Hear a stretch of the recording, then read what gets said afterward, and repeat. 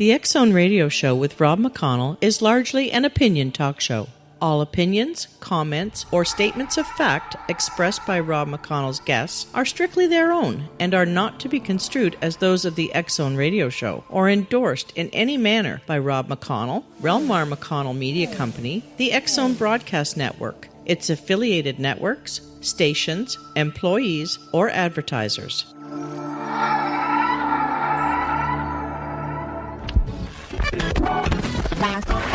All Hit Radio.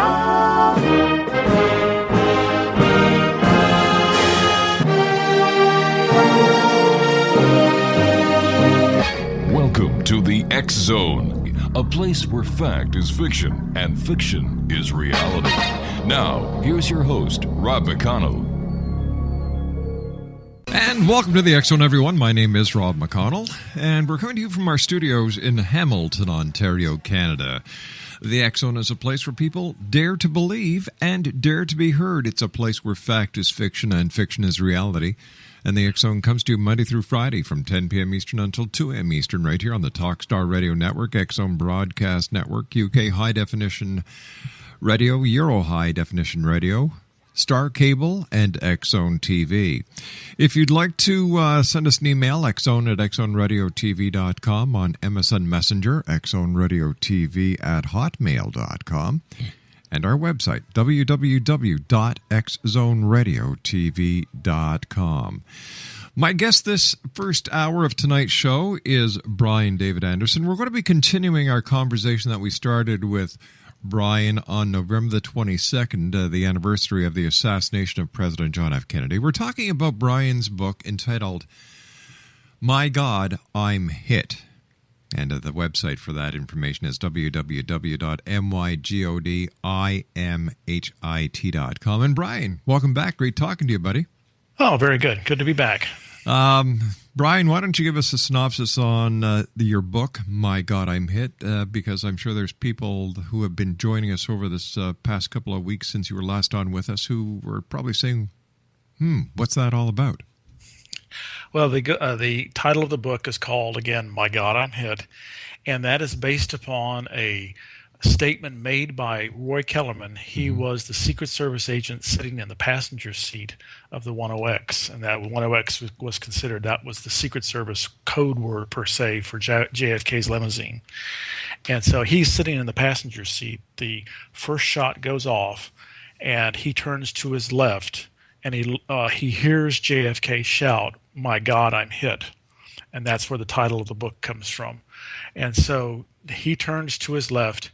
According to the FBI report and the agent who wrote up the report, he then hears Kennedy say, "My God, I'm hit." Then what's fascinating is that he sees JFK with his left hand reaching to a point on his right shoulder.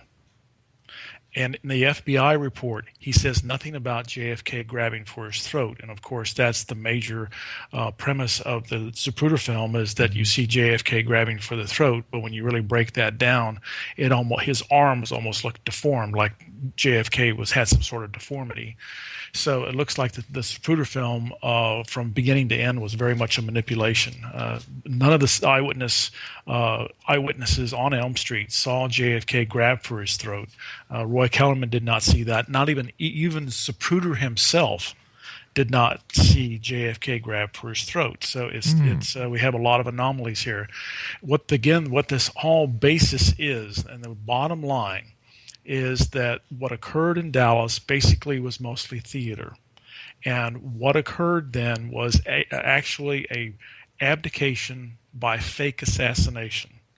There was somebody that did die in Dallas that day, but it was not JFK. What I felt is that all the evidence points towards is that there was a replacement type of person. Most likely he was duped into thinking that this was some sort of just an exercise and that they were going to do a body switch, and he was not told it was real. So he is now in a compartment in the JFK limousine. Another person is there with him. He then shoots the replacement body first in the throat with a small caliber pistol to silence him, and that's where the throat wound comes from. And then... All right, Brian, stand by. You and I have to take a commercial break. When we come back, something very interesting that we found out during an investigation that we did, including interviews that were conducted with Clint Hill, Jerry Blaine, Wynn Lawson, Toby Chandler, Paul Landis, David Grant, Tom Wells, and Kellerman, all part of the presidential detail that fateful day, November 22nd, in Dallas, the day that President John F. Kennedy was assassinated. My name is Rob McConnell. This is The X Zone. We'll be back on the other side of this break. Don't go away.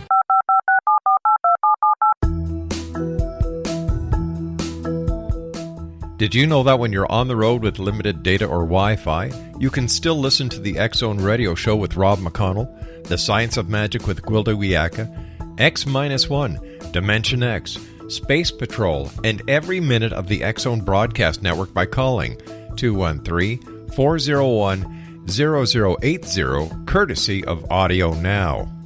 No smartphone, app, or internet needed. It saves your data plan, and it's free if you have unlimited minutes. Call 213-401-0080 to listen on any phone, anytime, anywhere. Remember, 213-401-0080 for the best of the paranormal, parapsychology, and sci-fi radio programming anywhere, 24/7, 365. Hi everyone, Rob McConnell here, and I wanted to spend a moment on internet streaming. Everybody has heard about internet streaming, but not many know much about it.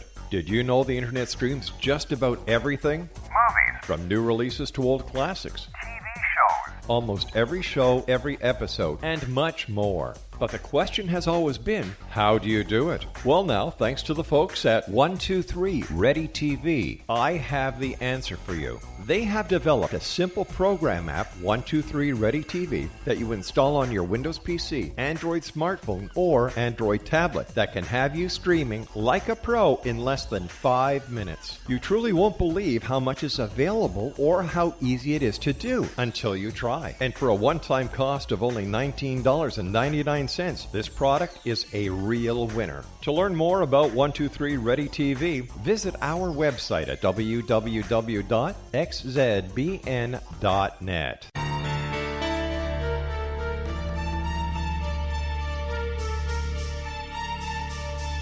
Hello, I'm Justina Marsh, and with my dad Pete, we are going to present a new show called Too Good to Be True. Together, we are aiming to discover more truths about this world and beyond. Do you have unanswered questions about the world? Do you ever wonder about aliens, conspiracy theories, or the universe? There are many shows discussing subjects such as pyramids or UFOs, but we want to relay this information based on our own research, including from spiritual means. Hopefully, listeners will be helped with their own beliefs and will appreciate the psychic insights that add to the previous research and information. We both look forward to sharing this insight and beginning this journey with our listeners. Visit xzbn.net for more information about when to listen.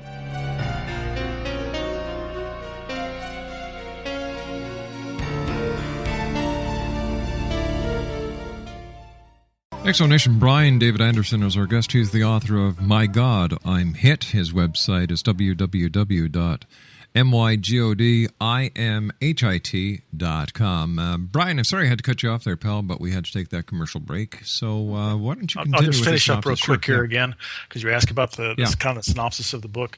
And so then there was a replacement victim in the trunk, probably dupe there, saying that they were going to do some sort of body switch, and this was just going to be an exercise. He did not know that he was going to be the victim.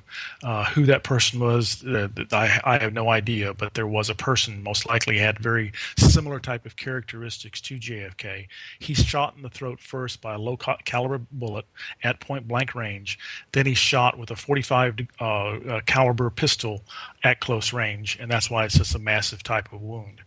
And so now that they're between Elm Street and then Parkland Hospital, there is a body switch. And again, there's all sorts of blood patterns that are taken by pictures by the FBI that we go into in the book and analyze these pictures, that the only way that these blood stains could have occurred is if there was a body switch. Now, we also go to the fact, and we were talking just a little bit off camera here, is that one of the premises also of My God, I'm Hit, the book, is that there is a lot of contradictory statements made by especially Secret Service agents.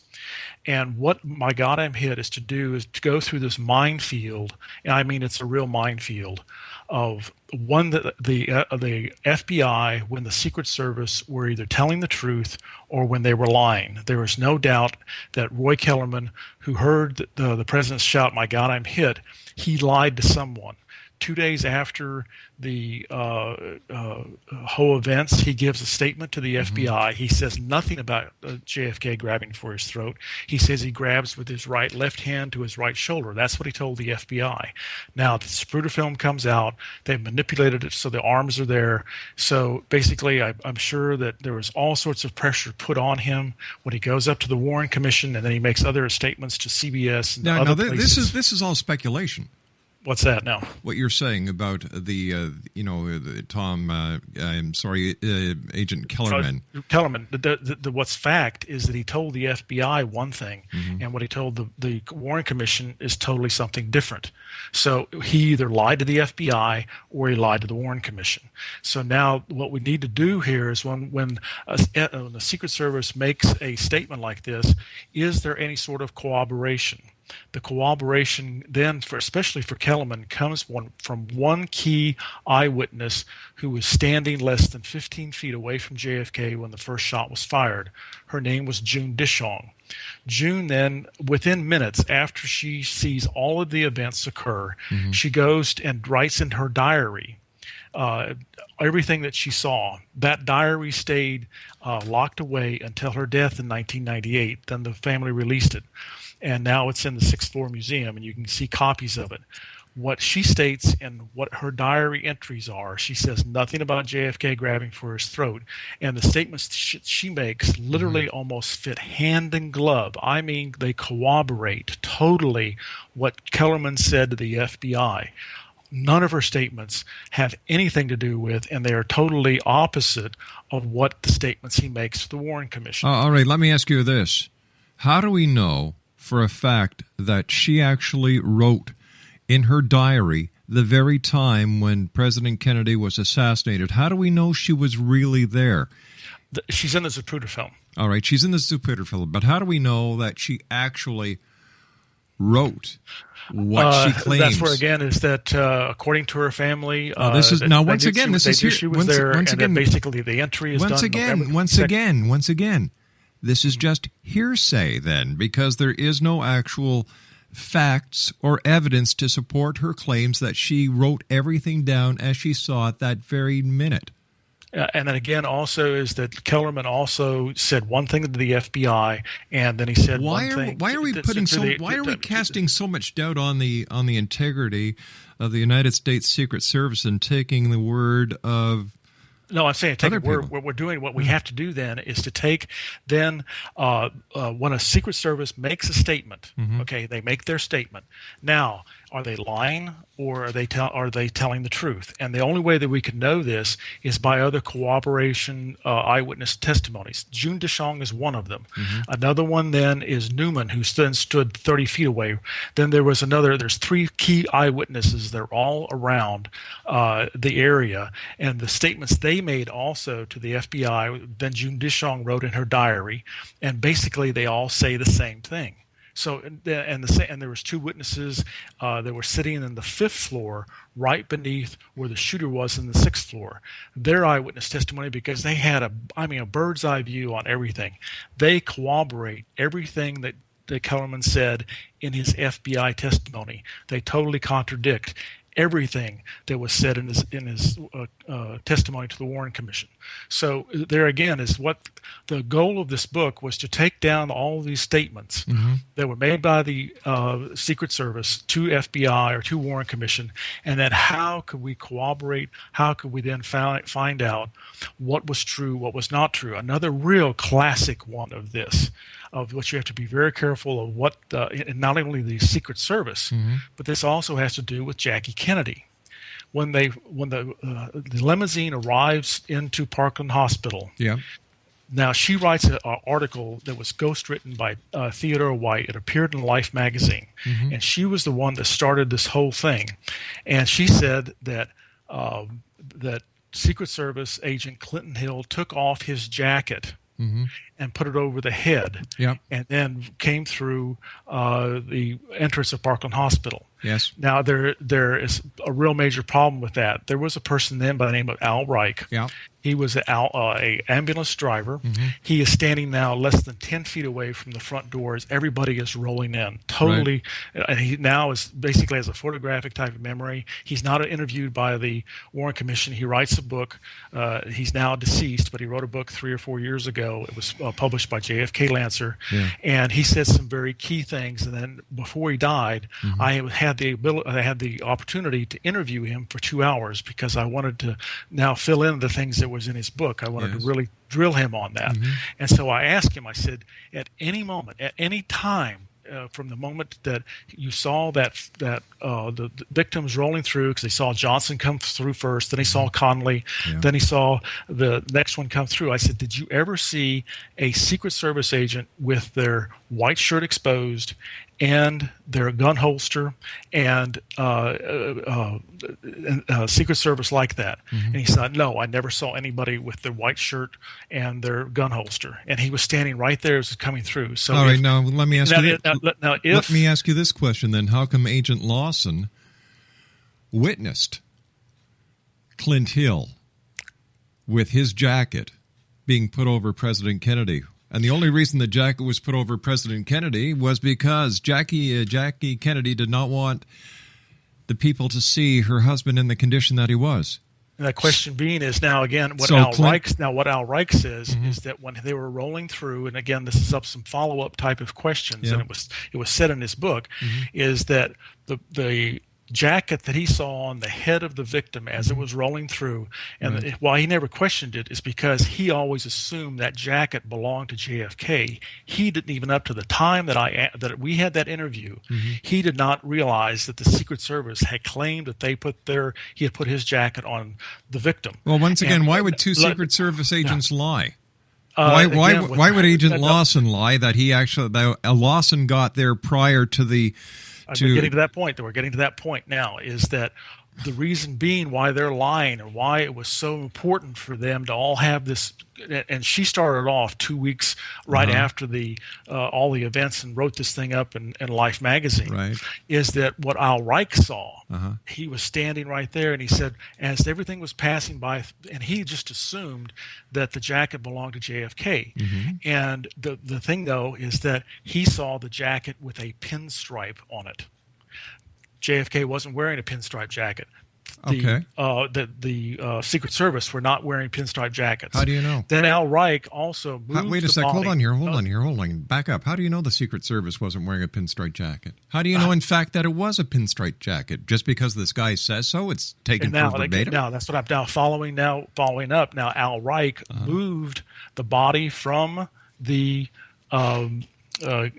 operating table into a casket. That was his job, and he picked it up and he looked at the whole back first, and that also is absolutely mind-blowing what he saw when he lifted up the body and then examined it because he wanted to clean it off. Then he set it back down, and then one of the key things he also said is he saw that pinstripe jacket a second time on a pile of clothes in Trauma Room 1. So it's not only just one time that he saw the jacket, but he saw it twice. All right, so how do we know? But once again, hold on here. How do you know that the pinstripe jacket that he alleged he saw was not the jacket of Clint Hill? Because if you look at all the photographs of the Secret Service, the Secret Service do not wear pinstripe jackets. Go look at their regulations. All right. Okay. They do not wear pinstripe. Question here. Hold on. Brian, it's a conversation two-way. Okay.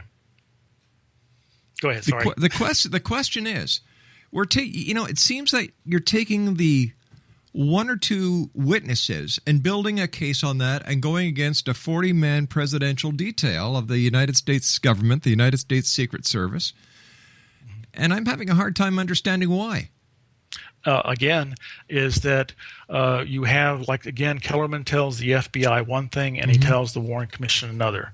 So now, as I said, there's a big minefield of truth and there's a minefield of lies. All right. And That, so now, that I can basically, now understand. what we have to do is corroborate those with also doctors, nurses, the same thing. I asked Dr. McClellan. Okay, we've got to take a commercial break. We'll be right back after the news. X Zone Nation, Brian David Andersen is my guest. We're talking about his book, My God, I'm Hit, www.mygodimhit.com. And we'll be back on the other side of this commercial break as we continue from our studios in Hamilton, Ontario, Canada. This is the X Zone. My name is Rob McConnell. Don't go away. This is the X Zone Broadcast Network, broadcasting worldwide on broadcast affiliates and satellite program providers, including CNN Broadcast Network, Sirius Satellite Network, Star Media, Good News Radio Network, Angel Broadcast Network, Wiki Broadcast Network, and WPBN TV. For more information on the X Zone Broadcast Network, visit us at www.xzbn.net.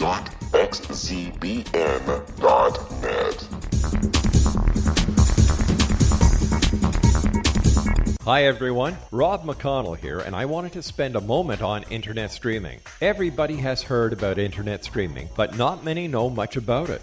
Did you know the internet streams just about everything? Movies. From new releases to old classics. TV shows. Almost every show, every episode, and much more. But the question has always been, how do you do it? Well now, thanks to the folks at 123 Ready TV, I have the answer for you. They have developed a simple program app, 123 Ready TV, that you install on your Windows PC, Android smartphone, or Android tablet that can have you streaming like a pro in less than 5 minutes. You truly won't believe how much is available or how easy it is to do until you try. And for a one-time cost of only $19.99, this product is a real winner. To learn more about 123 Ready TV, visit our website at www.xzbn.net.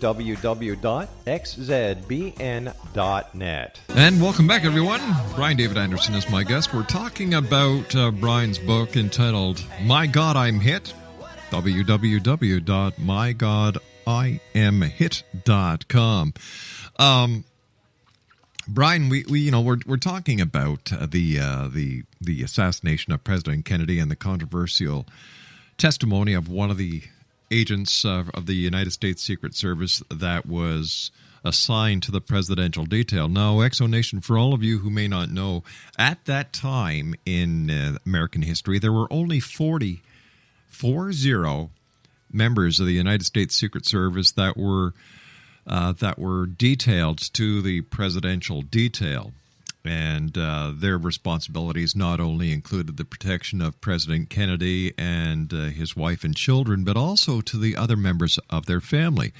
Now, while the president was going around and visiting people, which he loved doing, for example, if he was going from, let's say, Washington, D.C. to Florida, and then from Florida to Texas, and then from Texas to California, secret agents, special Secret Service agents, actually go to these cities and they prepare the way. They do investigations, check and chat with the different law enforcement agencies, and they hop from one place to the next. And of course, this also depletes the number of agents at any one given time during the presidential, when John F. Kennedy was president, he had at any given time 5 to 7 agents around him. That day in November of 1963, going back to November the 22nd, he did not want the bubble on the top of the vehicle. It was one of the very he was in the vehicle with his wife in the back seat, and Governor Connolly was in the front seat as well in that car. Now, President Kennedy also was very well aware of the dangers he was under.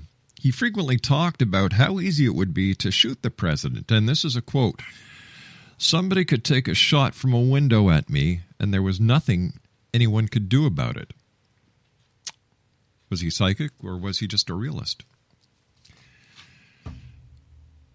I have seen interviews that were conducted with the United States Secret Service agents that were assigned to the presidential detail: Clint Hill, Jerry Blaine, Wynn Lawson, Toby Chandler, Ron Pontius, Paul Landis, David Grant, Tom Wells, and Kellerman. And you know what?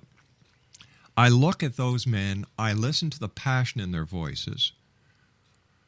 They tear up, and they cried at various times during the interviews that I was able to see, because of their passion. They considered themselves to be part of the president's family.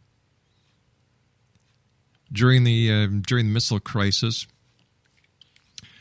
President Kennedy said to one of his Secret Service agents, he says, if we go to war, if there's an attack, you're going to have to come with me. Who's going to take care of your family? Is your family ready? So he was a very compassionate president. He was well loved and well respected by the United States Secret Service detail that worked with him, that protected him, and that were willing to take a bullet for him. During the interviews that I was able to see with Hill, Blaine, Lawson, Chandler, Pontius, Landis, Grant, Wells, and Kellerman, they all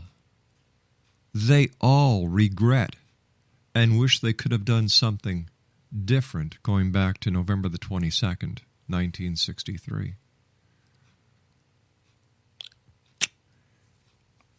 Brian, these guys, if this is a conspiracy, they should be in line for some of the greatest acting awards. That is true. So now we go back and you say, okay, they looked real teary-eyed. They have how much it was sincere, how much it was an act. You don't know. But now we go to the facts. The facts were the night before they were in a club called the Cellar, and they were drinking Everclear. They were all drunk the next day. Yeah. If you want to get a perspective. Now, how do we know that they were drunk? That's well known. It's actuality. Jack Ruby found out that they were there, and he sent over some strippers. Oh wow, Jack Ruby! Now there's a credible. There's a credible. No. Piece of work. The owner. His name is Kirkwood, and he also testified that they were all there. Jack Ruby sent over some strippers and entertained them. So now we have that first thing, that they were all in the cellar. They were pretty much drunk. If you want to also now find something more about the character of the Secret Service and what was going on, I highly recommend anyone, if they're wanting to know this, is to get the book written by Al Reich.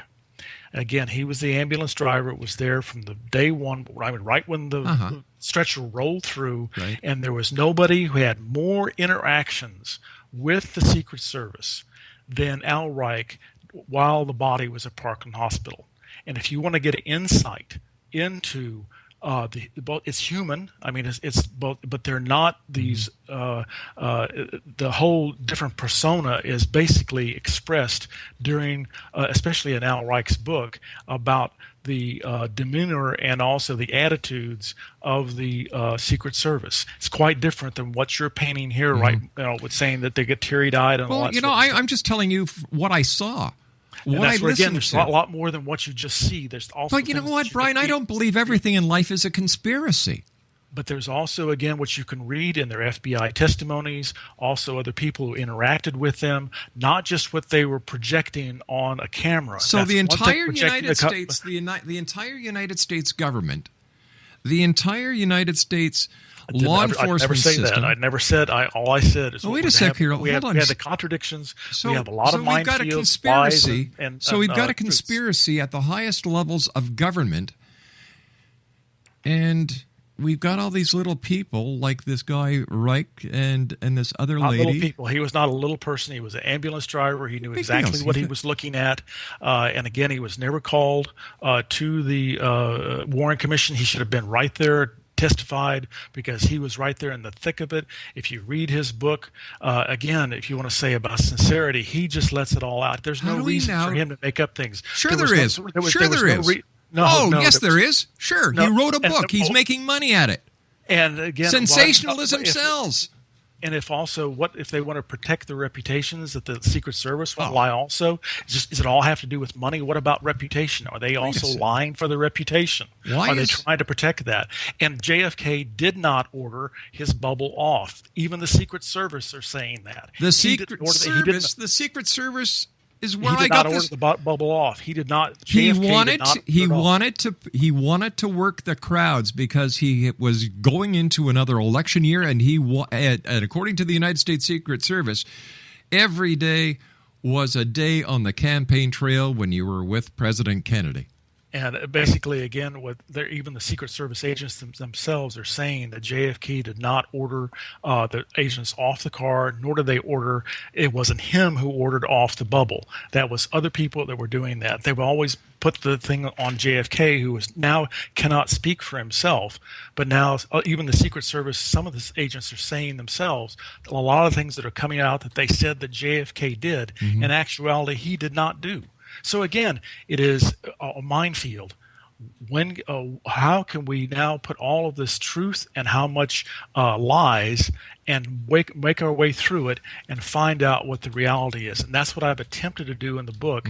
And bringing in persons like Al Reich, bringing in persons like June Dishong and others. June Dishong had to make no money at all. I mean, she just wrote in her diary and that was it. Al Reich, he knew his book was not going to make a whole bunch of money. He just wanted to tell his story. And if you read his very sincere words, and also the people that wrote the forwards to the book, and you'll see that he didn't do this for profit whatsoever. He just wanted to tell the truth and just put it out there and what it was. And he totally, again, gives you a whole different slant of what the whole Secret Service were about and what the demeanor where they were. You just said that he just wanted the truth to get out, right? And he just wanted to get what he experienced himself. He wanted to tell his story and the events that he saw. And he basically it seemed like the little details that he remembered all the way. It was very much almost like a photographic type of memory. And so, but also, I mean, there's just so many impacts. Here he sees no Secret Service agent. He and also I asked Dr. Robert McClellan. He was also holding the forceps on the throat. He was then looking into the big wound. Asked him afterwards because he was right in the thick of it. I said, "Did you ever see a Secret Service agent with their jacket off, white shirt, and gun holster exposed?" And he said, "No, I never did." And so it's basically, again, if Clint Hill took off his jacket and put on this bloody type of person and then put it back on him, then he would also have had blood all over his shirt. He would have had it all over his hands. He would have been covered in blood because the person was bleeding profusely, that victim. And so also then asking Reich and McClellan, did you see anybody, a Secret Service with blood on their hands, blood on their shirt, anything of blood whatsoever? No, all the Secret Service were clean. And they never saw any blood. And they always saw the Secret Service with their jackets on and never with their jackets on. All right, now let me ask you this. And the only time they ever saw it, only time there's ever been anyone photographed Secret Service with their jacket off is when they were scrubbing down. Let me ask you this. Did you talk to the U.S. Secret Service? I would love to talk to them. I would love to ask them hard questions. Did you try to approach them to get their side of the story, or is the story without their input? So far, I've not. I made an attempt about 3 years ago to try it because I knew that Clint Hill was doing some work with National Geographic.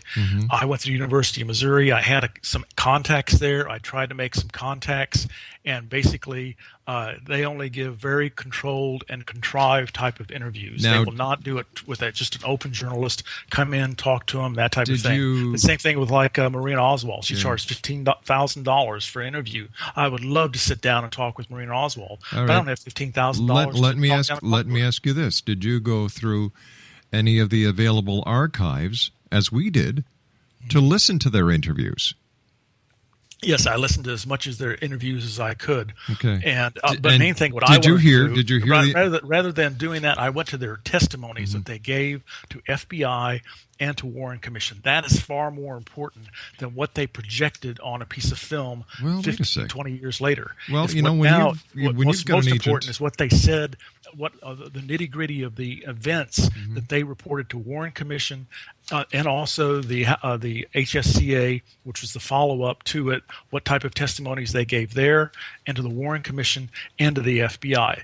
What they project on film, that could also be a tremendous act. And if you want to get pulled into all of that act, go ahead. Come on, now, not everything in life is a conspiracy. Then when is the last time that you have also sat down, and that's where I say sit down and read their FBI testimony and their Warren Commission testimony. I mean, that takes President hours. President Kennedy died in 1963, for goodness sake. Are we going to keep on bringing up all the past? Like, these guys have lived a life of hell after that, for gosh sake. In fact, here's an email that I received just a few minutes ago from one of our listeners. Why does every generation have to prove who killed Kennedy? French intelligence first solved the mystery in 1965. And New Orleans DA Jim Garrison interviewed every living witness he could find, including one of the sharpshooters, for his grand jury investigation. He concluded the conspiracy originated at the highest levels of government, the Joint Chiefs of Staff. The House Committee on the Assassination proved in 1978 that Oswald didn't do it alone, and Oliver Stone had to prove it all over again in his 1992 movie. I write about this and other antics of professional criminals. Blah, blah, blah. Okay. And now, can I answer that question for you? Yeah, sure. Why it is so important is because we had our first fake event.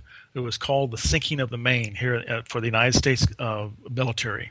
We have now had all sorts of other fake types of events, created types of events. We also had where our Treasury Department no longer printed money. It went to a private bank called the Federal Reserve. We had Pearl Harbor, which was basically just a setup, the whole thing. We have had so many things that have been set up all the way through our history. And now we also have 9/11, the same thing. There's possibly a demolition. Stand by. You and I have to take our final break. We'll be right back, X Zone Nation. This is the X Zone. Send me your emails, xzone@xzoneradiotv.com. I'll be back on the other side of this break as we continue with Brian David Andersen, www.mygodimhit.com. This is the X Zone Broadcast Network, broadcasting worldwide on broadcast affiliates and satellite program providers, including CNN Broadcast Network, Sirius Satellite Network, Star Media, Good News Radio Network, Angel Broadcast Network, Wiki Broadcast Network, and WPBN TV. For more information on the X Zone Broadcast Network, visit us at www.xzbn.net.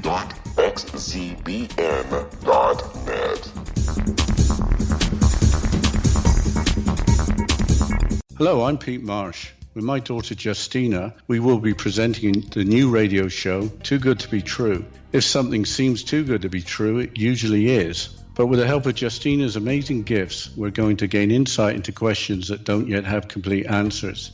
Have you wondered who built Stonehenge and for what reason? Why are crop circles found in the same region as Stonehenge and elsewhere? Are crop circles a hoax, or are they created with technologies that we have little knowledge of? Who built the pyramids in Egypt and also in other countries? How and why were they built? Was the Titanic switched with the Britannic as part of a gigantic insurance fraud, or for more insidious reasons? What caused the Tunguska event when trees were flattened over an 800 square mile area in Siberia? Will the new insights be too good to be true? Well, that will depend on what you are prepared to believe. Please join us as we start on this journey together. For more information on Too Good to Be True, visit www.xzbn.net. Hi everyone, Rob McConnell here, and I wanted to spend a moment on internet streaming. Everybody has heard about internet streaming, but not many know much about it. Did you know the internet streams just about everything? Movies. From new releases to old classics. TV shows. Almost every show, every episode, and much more. But the question has always been, how do you do it? Well, now, thanks to the folks at 123 Ready TV, I have the answer for you. They have developed a simple program app, 123 Ready TV, that you install on your Windows PC, Android smartphone, or Android tablet that can have you streaming like a pro in less than 5 minutes. You truly won't believe how much is available or how easy it is to do until you try. And for a one-time cost of only $19.99, this product is a real winner. To learn more about 123 Ready TV, visit our website at www.xzbn.net. And Brian, before we went to the commercial break, I'm sorry I had to break you off there, pal, but we were talking, I asked you, why do we need to continue this, this investigation, this controversy? Because again, we also now have a whole series of events that started in 1890, and now we're going to 2000, and now to 2010. When you put the JFK and you put it in perspective, that event occurs in between the Maine and 9/11, New York, and other events, Iraq, Afghanistan, all sorts of things. And when you start pulling that tapestry, when you pull that apart, what I believe will happen is it will go both ways. Then people will go, oh, wait a minute, this was totally fake. This is ridiculous. And then it goes both ways and saying, okay, well, wait a minute. What about the rest of our history, both before JFK and especially up until 1890 and then afterwards, such as 9/11? That's what, to me, is the key importance, is it acts as a tapestry. You pull there and you let it all go. We also now, if I could say one more thing, is if you ever have a chance, Rob, look at the interview that was done by CBS of Roy Kellerman, and it was about 1980, 1990, early 1990s or late 80s. I'm not sure what it was. Go look at that interview that they did of Roy Kellerman.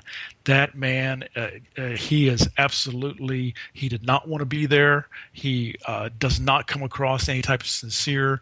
The man was hiding something. That interview that CBS did of him, to me, epitomizes everything about the Secret Service. And if you really want to insight, Al Reich's book and see that interview by 60 Minutes. Well, you know what? All this teary-eyed you know what, stuff. Brian, I think everybody can hear your distaste for the United States Secret Service. Hold on here. Okay? Not everybody agrees with you that life is a conspiracy. I don't think that 9/11 was a conspiracy at all. I believe it was a terrorist attack. I don't believe that there was explosive put in there.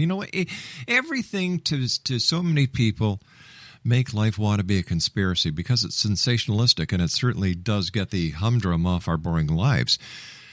Was the main? It was the main then, as we were always taught in history books. It just blew up. Now that they've already admitted with papers and come out and said that it was totally faked, and it took us nearly 100 years for us to be told. Even when we were going to school, the USS Maine was supposedly that the Spanish blew it up. Hey Brian, I hate to do this, Brian, but we've just run out of time for tonight. I want to thank you so much for joining us as usual. Thank you very much. Thank you. This has been a stimulating conversation. I hope we continue this, because now it's going to make people think and feel and go inside. All right, Brian, you take care, buddy. Terrific. You take care of yourself now. Exonation, Brian David Andersen, www.mygodimhit.com. I'll be back on the other side of this commercial break with the news as the X Zone continues. We're right here from our studios in Hamilton, Ontario, Canada. Don't go away.